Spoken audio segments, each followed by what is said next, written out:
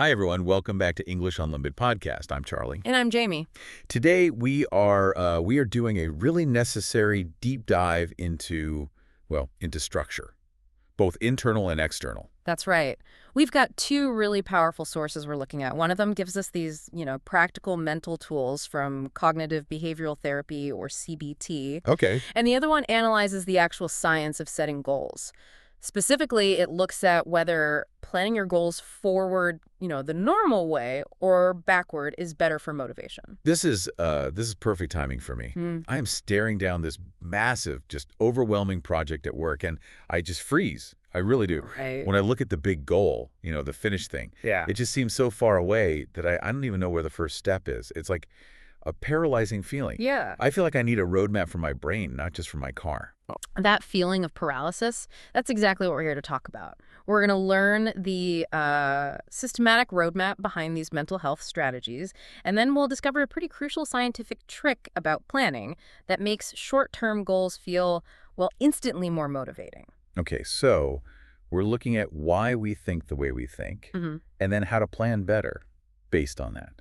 I'm really interested in this idea that planning your goals backward, like starting at the finish line, might be better. That just feels so wrong, so counterintuitive. It does, but the science is very specific. Yeah. We'll explore why the key to motivation actually lies in how logically one step follows the next. It's a concept we're going to call contingency. Okay. And we'll also look at why some ideas that sound great, like that long-term visioning thing, are often, promoted really heavily, but the research actually says we should be super careful. Promotion without proof. Yeah. That sounds a lot like a marketing push. Exactly. And there's a fantastic kind of critical verb for that.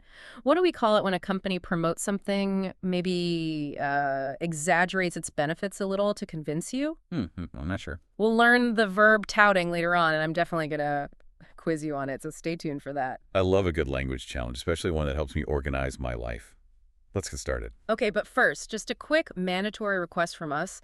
If you're finding this deep dive valuable, or if you think you will, please just take 1 second right now to subscribe to the English Unlimited podcast and like this episode. Yeah, it really helps us keep bringing you these detailed guides. It makes a huge difference.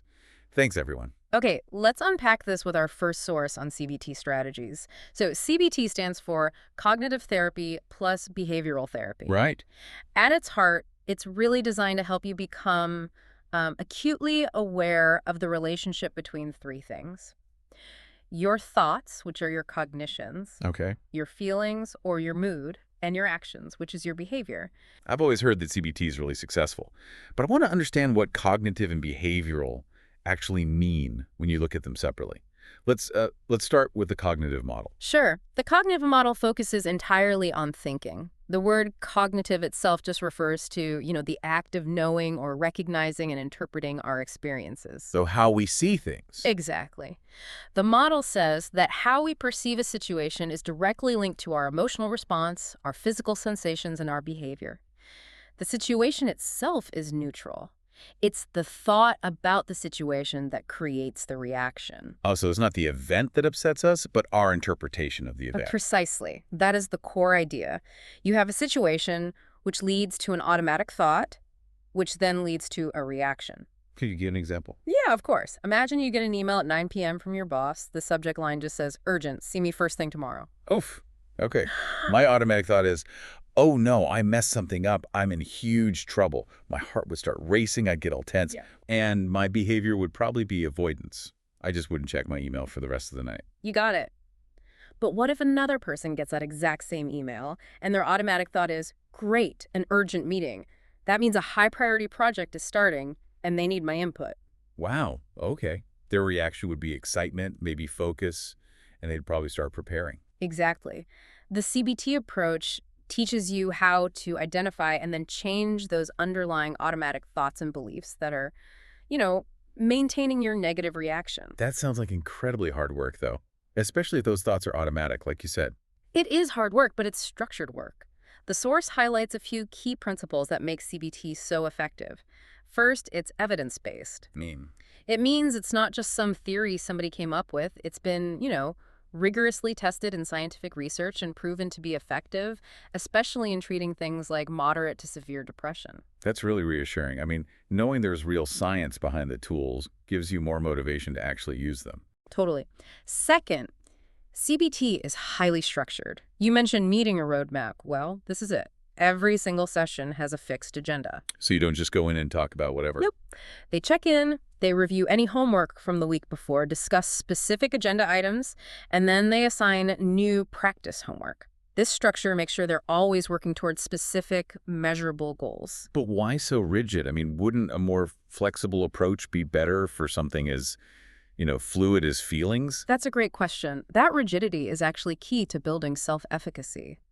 Because it's so structured, it's also psychoeducational. Psychoeducational? It just means you're learning practical tools to cope with problems, skills that you get to keep forever.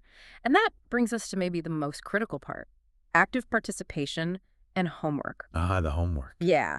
The source really emphasizes that change is gradual, it's not instant, and it requires real effort and daily commitment. Just showing up for an hour a week won't do it. You're learning skills, and skills, well, they need daily practice. So the structure and the homework mean it's not a passive thing. You're actively learning.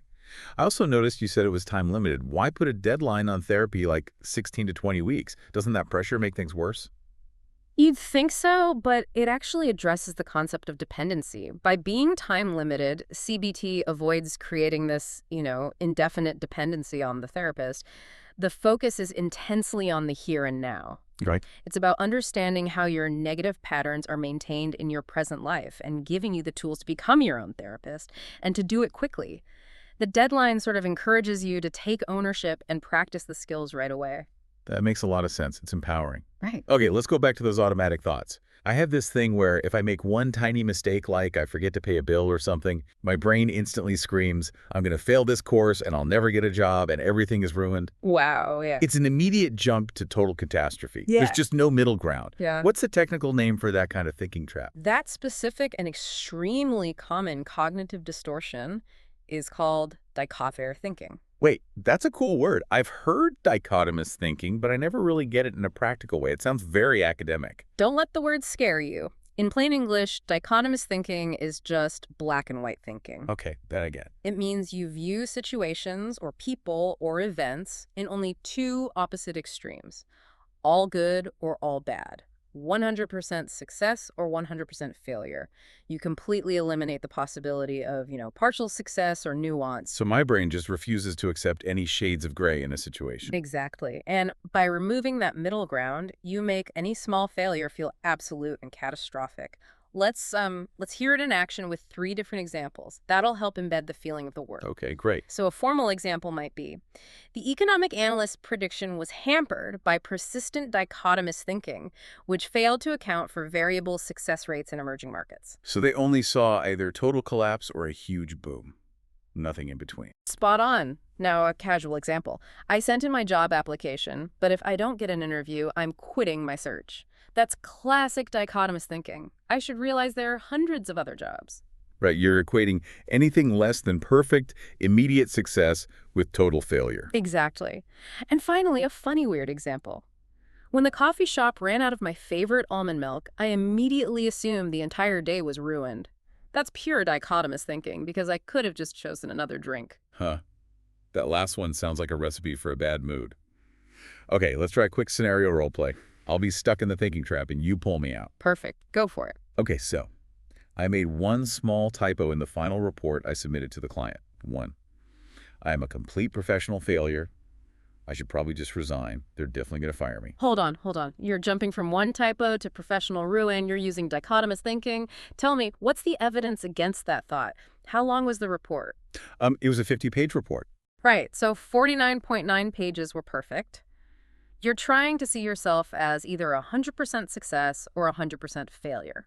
Let's re-examine the evidence and find that middle ground. Which is? The middle ground is you made a tiny correctable mistake in an otherwise outstanding high-quality piece of work. But doesn't recognizing the middle ground kind of let me off the hook? Yeah. I feel like if I acknowledge the typo, I should feel awful about it. Acknowledging the typo means you're human. It doesn't mean you're a failure. Dichotomous thinking often makes us mix up making a mistake with being a mistake, We have to challenge that absolute language. Got it. And remember, we often call dichotomous thinking a cognitive error or a thinking trap.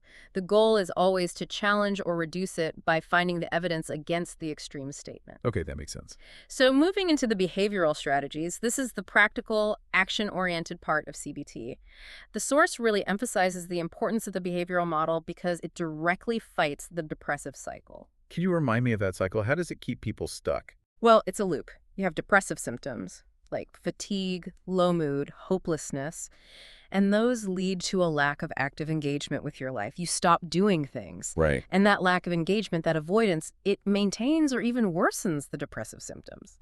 When you stop doing things that bring you pleasure or a sense of achievement, your mood really has no reason to improve. That sounds incredibly self-perpetuating, like a downward spiral. It is. So behavioral activation is the antidote. The goal is to gradually, slowly increase activities that generate two things. Pleasure, things that just feel good, like a hobby or coffee with a friend, and a sense of achievement, things that feel productive, like cleaning something, submitting an assignment, or getting a workout done. How do you even start identifying which activities are rewarding and which ones are draining you? You use a really powerful tool called activity monitoring and scheduling. This is where the homework comes in again. You keep these detailed logs, activity, and mood logs. What do you track? You track what specific activities you did for how long, and then critically, you rate your mood on a 1 to 10 scale. And you also rate your level of pleasure and your sense of achievement, usually on a 0 to 8 scale. Why the different scale? Why 0 to 8 for pleasure and achievement? The scales can vary, but it's often to keep them distinct from your overall mood. By scoring pleasure and achievement separately, you start to realize that even activities that aren't fun, like, say, doing the dishes, can score really high on achievement, and that still lifts your overall mood. Ah, I see. The purpose of these logs is brilliant. They let you see your current, often unhelpful patterns, you spot the activities that keep you stuck, and then you can systematically replace them with high pleasure or high achievement actions. It makes the whole process measurable. It gives you a dashboard for your own life. Exactly. Now, once you've identified the good activities, the problem is still, Well, how do you start them when you feel completely overwhelmed? That's where graded task assignments come in. right, this is the method for breaking down huge tasks. Right. How does CBT make sure this actually works and doesn't just create a second, smaller to-do list to ignore? Great question. The CBT approach stresses two vital points. First, the steps have to be small, logical, and in order. And second, and this is the crucial psychological tip, you have to choose a task that is too easy. Too easy. Yes, you accomplish that rather than picking a difficult task that you'll probably quit. You have to match the task to your current energy level. Okay, can you give me a clear example? Let's say my big goal is write a 5-page proposal, but I feel totally stuck. A poorly graded task assignment might be something like write 1 paragraph. That still requires creative energy. Right. A well-graded task assignment starts much, much smaller. It focuses on just eliminating the barriers to starting. Right. So step 1, open the laptop and title the document. That's it. Achievement score, 1. Okay, I can do that. Step 2, find the key sources you need and just paste the URLs into the document. Achievement score, 2. Step 3, write 1 single sentence. Achievement score, 3. By choosing step 1, which takes almost no mental energy, you guarantee success. And that success, even if it's tiny, increases your feeling of self-efficacy. It makes the next step feel possible. You're building momentum with guaranteed small wins. That's a huge shift. The goal isn't immediate output. It's maximizing the feeling of achievement in that moment. Absolutely. And beyond activation, this phase also spends time on relaxation techniques to reduce the physical effects of stress, like muscle tension and anxiety. When people say relax, I usually just think about watching Netflix, but I'm guessing these CBT techniques are a bit different. They are fundamentally different. The source notes that relaxation is a skill that requires regular daily practice, usually once or twice a day, and it's designed to reduce that chronic underlying tension. 2 specific techniques are detailed. Okay. First, deep breathing. And this isn't just taking a big breath. The technique is very focused. You concentrate on your abdomen rising, not your chest. You use a slow, steady rhythm, like a 4-second inhale and a 4-second exhale. And you focus intensely on the physical sensation. I've heard about focusing on the air, temperature like cool air coming in, warm air going out. Is that essential, or is that just a trick to keep your brain from worrying? It's an essential trick because your brain can't easily process complex, abstract worry like I might fail my test and intensely focus on simple sensory details at the same time. The sensory focus forces you out of your worried thoughts and anchors you in the present moment. It's a cognitive interrupt. Okay. And the second technique? The second one is progressive muscle relaxation, or PMR. This technique is really systematic. You deliberately tense and then release specific muscle groups, like your fists, your arms, shoulders, face, legs, one after the other. You hold the tension for maybe 7 seconds, and then you release it quickly and just observe the contrast. Why is observing that contrast between tension and relaxation so important psychologically? It teaches body awareness. A lot of people, especially when they're anxious, hold chronic muscle tension without even realizing it. PMR helps you identify where you hold tension, and it gives you a physical tool to voluntarily release it when stress levels rise. It helps your brain actually distinguish between the two states. These skills are fantastic for getting well and getting active. Mhm. But what about staying well? I mean, what happens after the 16 or 20 weeks of therapy are over? How do you stop yourself from going back to old patterns, especially when, life happens? That is the crucial focus of the final phase of therapy. Relapse prevention. I get what relapse means, going backward, but what does the phrase relapse prevention mean as a concrete structured strategy in CBT? It's a formal, highly structured strategy that's basically your maintenance plan.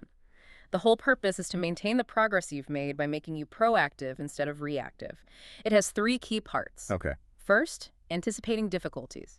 So, identifying future high-risk situations like a job change or a financial problem that could affect your mood. Second, identifying warning signs.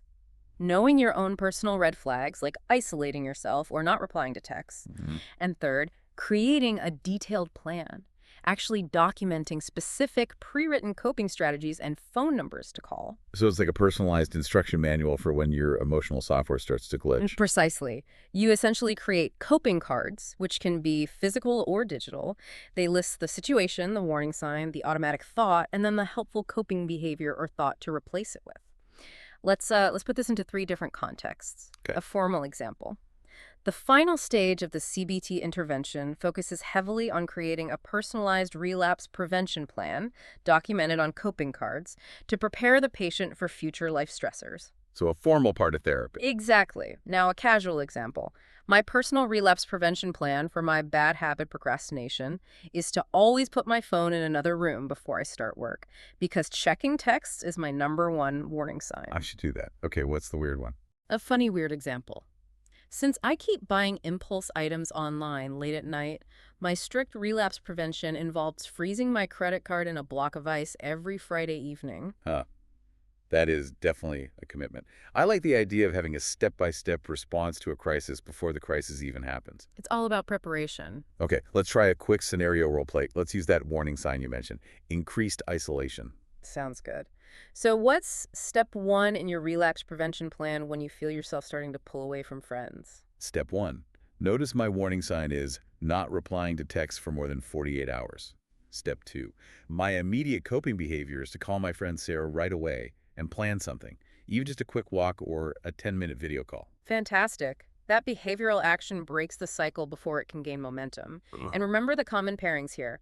You'll often hear relapse prevention with plan, strategy, or skills. We talk about developing relapse prevention. It's the ultimate form of self-management. Okay, that makes total sense. So now that we've covered the action-based stuff and the maintenance strategies, let's go a bit deeper into the cognitive strategies.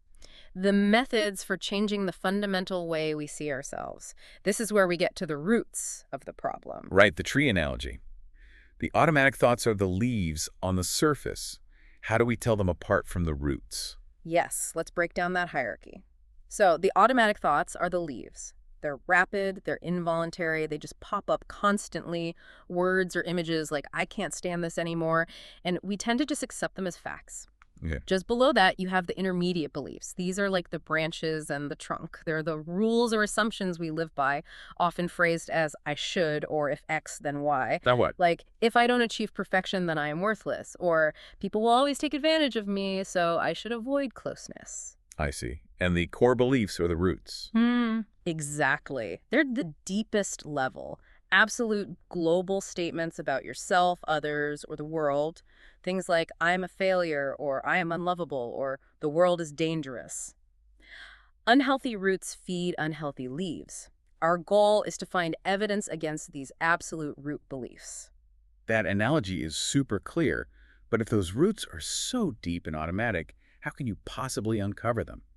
It sounds like you have to be a mind detective. You do. And the tool for that is called the downward arrow technique. It's a simple but really powerful way to find the core belief that's fueling that surface level emotion. How does it work? You start with an unhealthy emotion caused by a situation like anxiety about a critical email from your boss. Then you just ask repeatedly, and if that were true about me, what would that mean about me? You keep going until you hit an absolute core belief. Can we trace an example? Yeah, let's do one. Start with the automatic thought. My boss sent a critical email about my report. Question 1. And if the boss is critical of the report, what does that mean about you? I'm not doing a good enough job, and they might replace me. Okay. Question 2. And if they replaced you, what would that mean about you? It means I'm fundamentally unworthy of success or respect. Getting deeper. Question 3. And if you are unworthy of success or respect, what would that mean about you? Wow. Mm-hmm. I am unlovable. See? So a critical email on the surface is immediately linked to this incredibly painful core belief, I am unlovable. It's a huge jump. Yeah, it is. But that's the power of the downward arrow. The core belief is the emotional truth that the surface thought is signaling. Once you find it, the therapy focuses on testing its absolute nature. You look for evidence for the belief, I got one critical email, and then all the overwhelming evidence against it. Like, I got positive reviews on 5 other reports this month, or my friends love me. You're challenging the absolute global nature of it. Precisely. And this detective work is essential for tackling the other common thinking traps or cognitive errors. These are just inaccurate ways of interpreting situations that keep negative emotions going. Okay, let's quickly review those because they sound like the language mistakes we make in our heads every day. They are. So we already talked about dichotomous thinking. We also have mind reading. What's that? That's when you just assume you know what other people are thinking with no evidence. For example, convincing yourself, she obviously doesn't respect me because she didn't smile when she walked by. Right. And then there's the opposite of the graded task assignment idea, catastrophizing. Correct. Catastrophizing is when you expect a complete disaster and you predict with 100% certainty that you won't be able to cope with it. Like, if I miss this one deadline, my whole life will fall apart and I'll end up homeless. It's the everything is ruined thinking again. It is. Another big one is discounting the positives. This is where you just completely dismiss your own achievements. If you succeed at something, you think, oh, anyone could have done that, or that doesn't count, it was easy. It makes it impossible to ever feel proud or competent. I definitely do that. It's like you're denying yourself any credit for your own work. Yeah. And finally, there's personalizing and blaming. Personalizing is when you take the blame for events that have lots of other contributing factors. It often leads to really strong feelings of guilt, even when the situation was totally outside your control, like blaming yourself for bad traffic making you late. It seems like all these cognitive strategies, modifying core beliefs, tackling thinking traps, they're all setting the stage for effective action. To make changes, you need strong, well-defined goals. Which, I guess, brings us perfectly to the second bit of research we looked at, the science of goal planning. It does. Our second source is a study by Kaylee Bolton from 2019, and it investigated the effect of planning direction on motivation.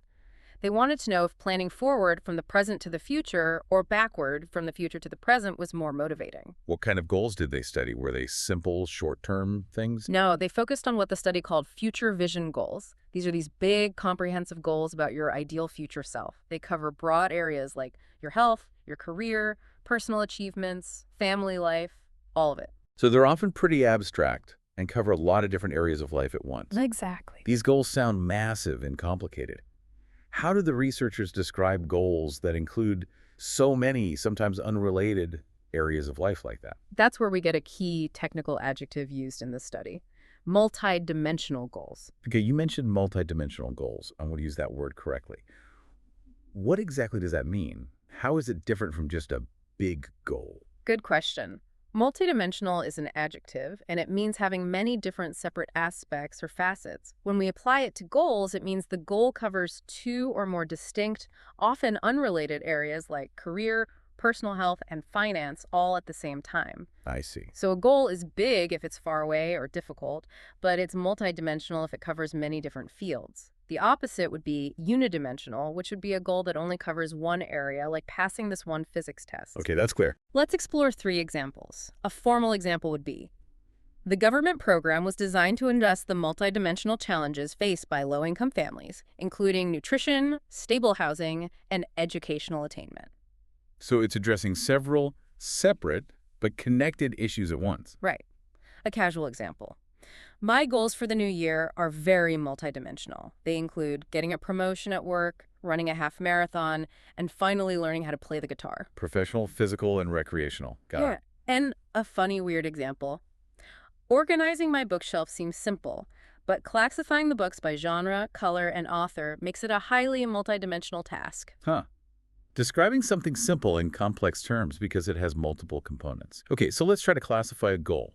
A unidimensional goal is kind of like a tunnel vision goal. Exactly. So if my goal is just get a certification in coding next year, that's unidimensional. But if my goal is get a certification in coding, renovate my kitchen, and volunteer twice a month at the animal shelter, that is completely multidimensional. You're juggling multiple life balls. Spot on.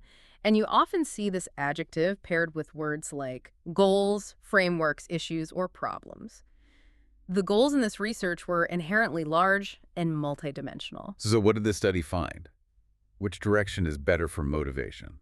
The findings were crucial, and they were really specific to the time frame. For short-term goals, so goals set for about 6 months, away backward planning heightened motivation compared to forward planning. Wow. When planning for goals they could achieve within 6 months, the backward planners felt significantly more motivated to actually get started. So a clear win for backward planning for short-term actionable goals. Right. But, and this is the critical limitation for long-term goals, meaning future visions set for 6 or 10 years away, backward planning did not lead to greater motivation than forward planning. No different. The results were inconsistent for those really abstract, distant goals. That is a massive takeaway. It completely contradicts a lot of what you hear in business culture. Right. Why would backward planning fail for long-term goals? The theory is that long-term goals, especially 10 years out, are just too dependent on factors we can't control. Economic changes, relationship changes, health. They're too abstract to maintain that strong, logical sequence that you need for motivation.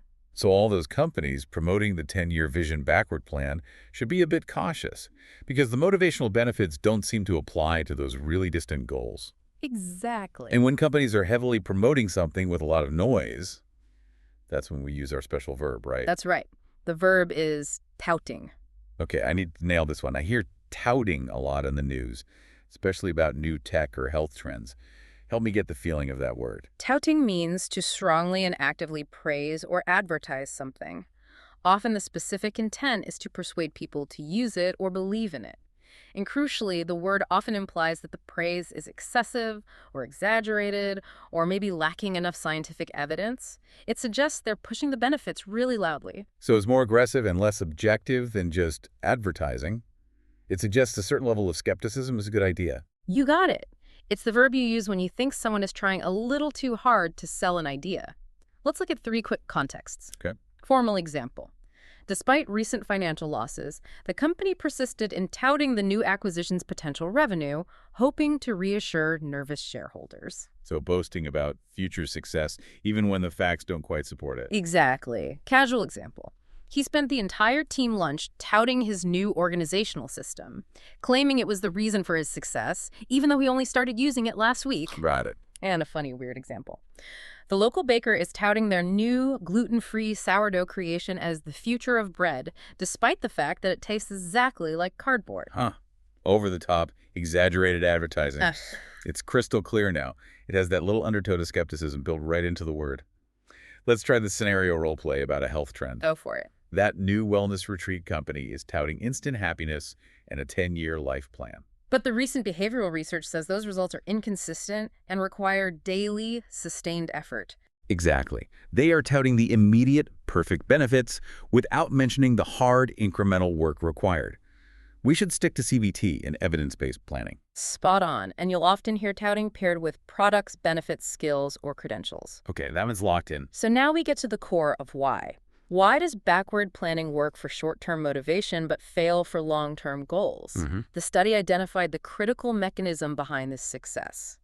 It increases the sequential contingency of the plans. Contingency. We need to nail this noun down because it feels like the key concept that connects the CBT graded task assignments to this planning research. It is. Contingency, in the context of planning, refers to the logical flow and the dependency between the steps. A step has high contingency if it absolutely cannot be completed until the previous step is finished.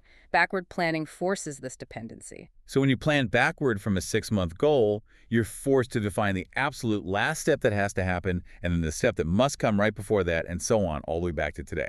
Correct. And that process naturally creates a much stronger, clearer, and more logical chain connecting the final goal to the present action. And here's the motivational insight. That strong sequential connection, the contingency, is what causes the motivational boost. I see. So forward planning can sometimes just be a wish list. Like, first, I'll save money. Second, I'll learn to cook healthier. Third, I'll take a vacation. Those steps are separate. They don't depend on each other. That's a perfect way to contrast a high contingency plan with a non-contingent one. A contingent plan would look like this. Submit my final portfolio to the design school is absolutely contingent upon complete the 3 required design projects, which is contingent upon purchase the necessary software. It's a locked chain. And a non-contingent plan is just a random list, like pass physics, go on vacation, and start running.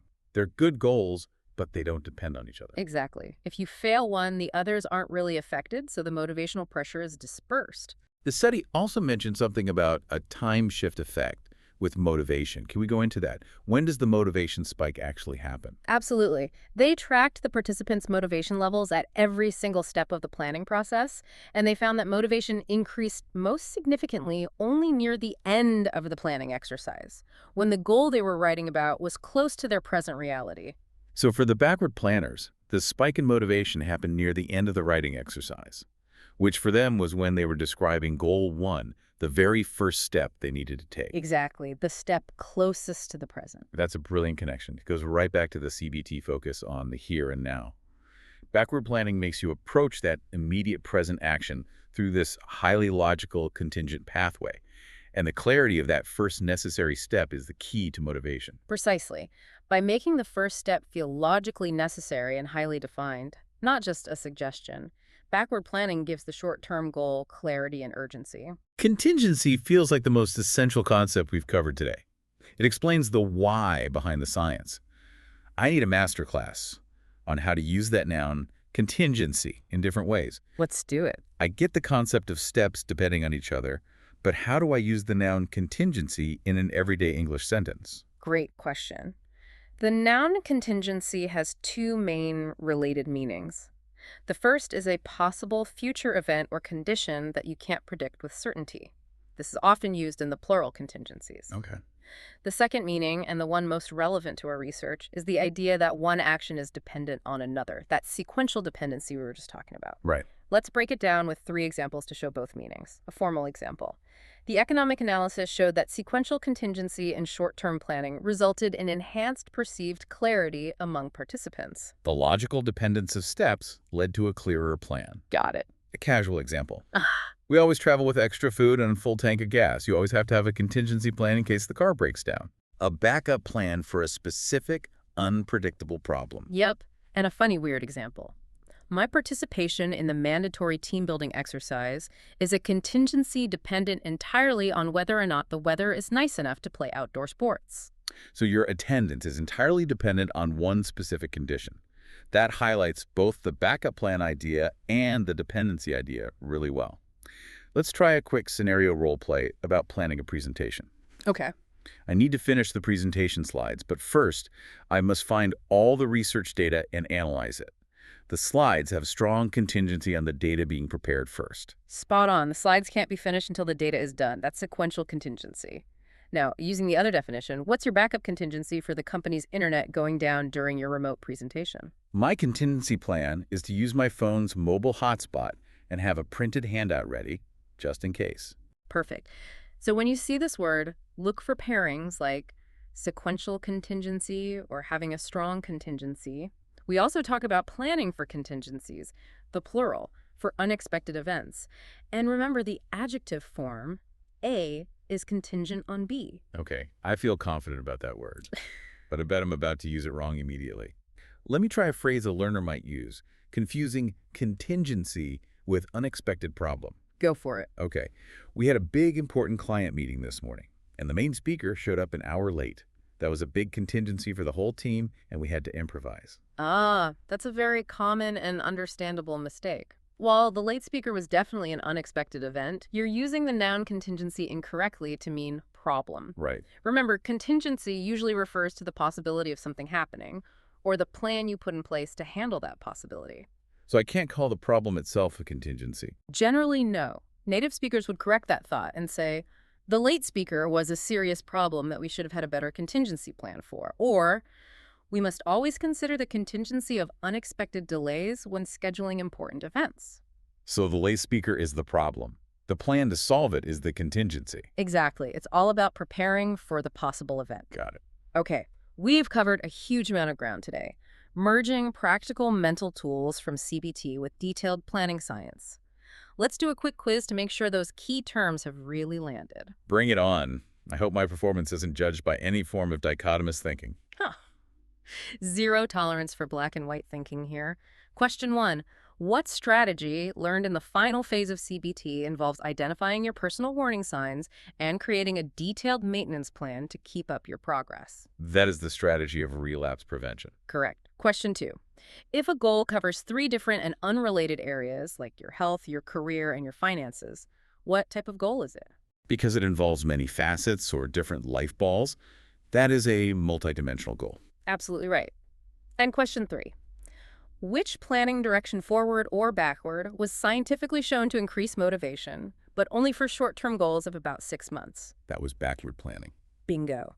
And finally, the key mechanism that explains why backward planning is so effective is the increase in sequential. What? Contingency, the logical flow between the steps. Exactly.